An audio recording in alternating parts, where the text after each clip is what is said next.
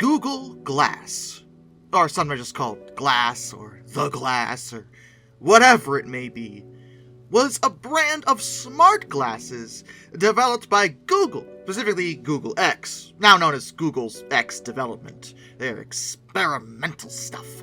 Super secret research on modern technology.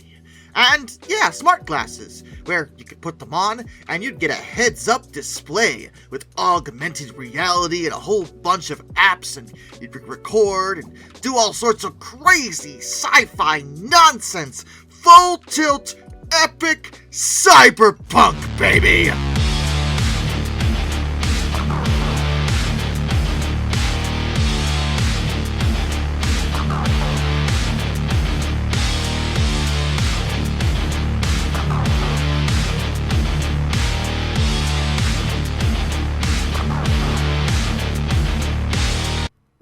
It wasn't really that cool.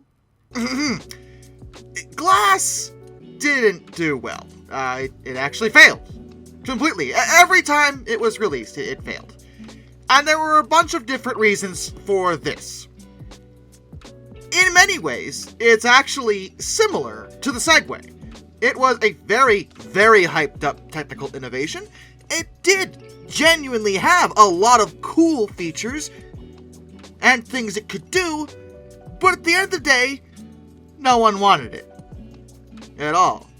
In fact, in the glasses case, some people outright despised them. But we'll get to that.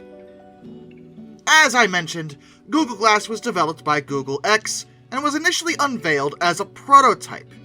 The original prototype did not look like the modern version of the device. It looked more like standard eyeglasses, because it effectively was, except the lens was replaced by a heads-up display. Early versions were relatively heavy, weighing 8 pounds, which, yeah, no, I'm not wearing 8 pounds on my face. I think there's some motorcycle helmets that weigh less than that. But by 2013, they had gotten the weight down considerably to the point that they were lighter than the average pair of sunglasses.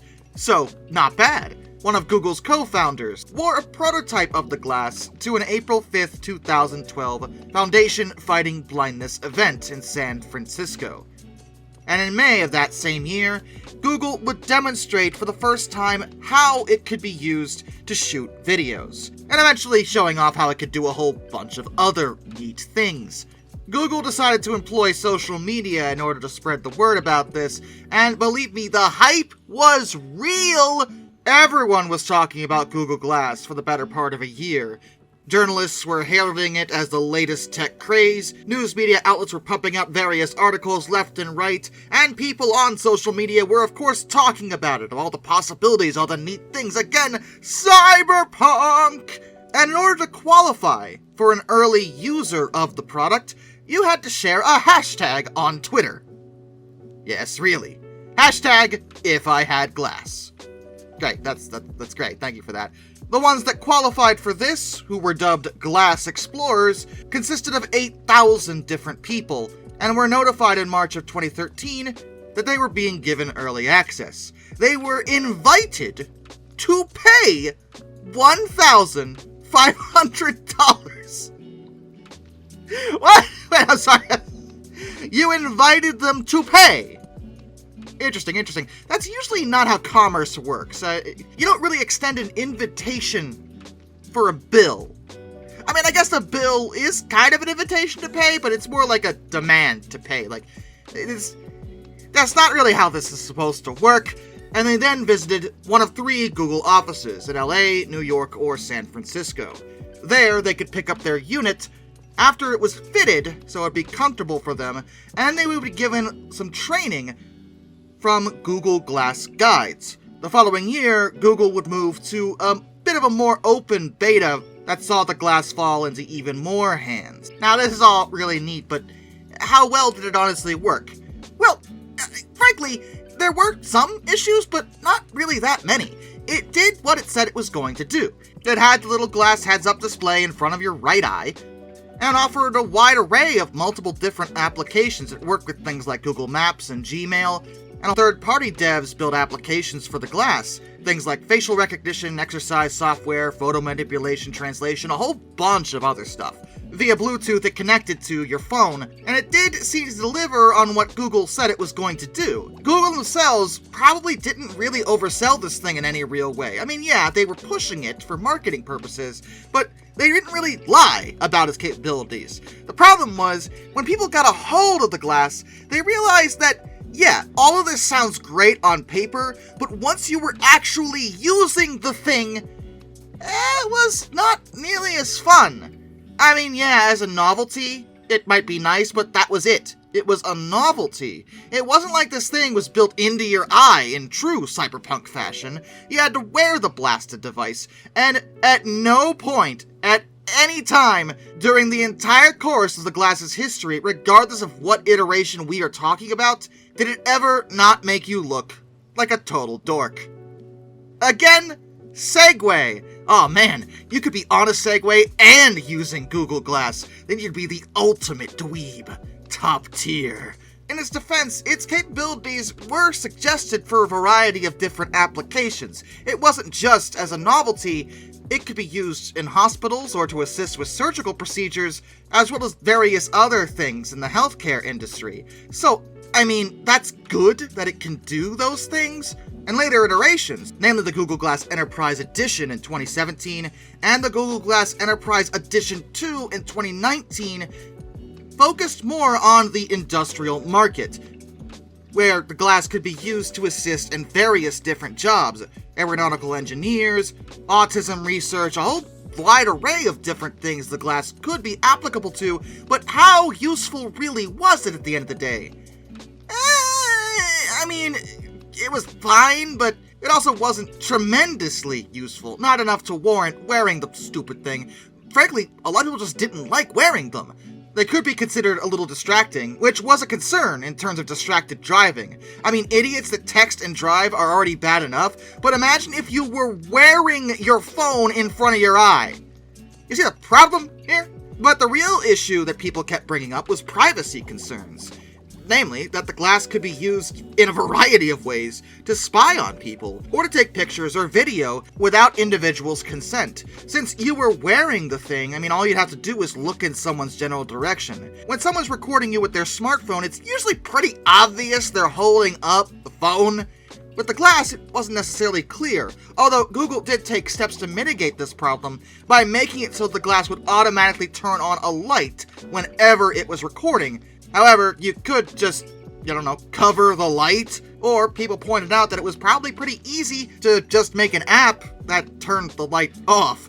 So, it didn't really help anyone feel any better, and there were plenty of conspiracy theories in terms of data tracking and a whole bunch of other stuff associated with the glass. And to be fair, I call them conspiracy theories because some of them were completely insane, but let's be honest about this, based off of the data collection practices of, almost everyone in the tech industry, yeah, the glass probably would have been used for that sort of thing.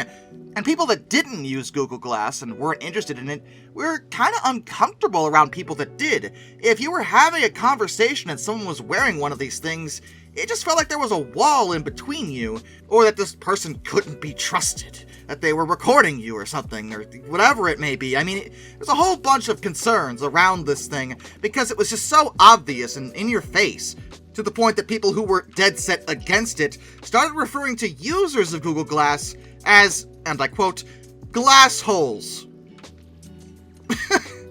Okay, that's kind of funny though. And then there was Google's terms of service around the glass. Now, I know most of us don't read the terms of service for, most of what we use. We probably should, but they're really long and in legalese, and we ain't got time for that. But someone did read the terms of service for Google Glass, and when it comes to the pre-release program, the terms of service stated that you may not resell, loan, transfer, or give your device to any other person. If you resell, loan, transfer, or give your device to any other person without Google's authorization, Google reserves the right to deactivate the device, and neither you nor the unauthorized person using the device will be entitled to any refund, product support, or product warranty. That's friggin' nuts. Granted, in their defense, that was part of the closed beta, so it might be understandable in that context, but it was just another sign of a lot of the tech industry giants trying to exert more control over the devices they were selling. When was it going to get to the point where you didn't really own the device? And I keep ignoring the elephant in the room. That terms of service came with a device that users paid $1,500 for. The glass was not affordable, and it was marketed as a high-end product, a luxury type of deal, which I guess it kinda is, but that didn't help it sell. Wealthy people really weren't interested in it, or used it that effectively, and even people that did get their hands on it found that, well, nobody liked them when they wore it. One woman was even attacked at a bar because some crazy dude thought she was recording him.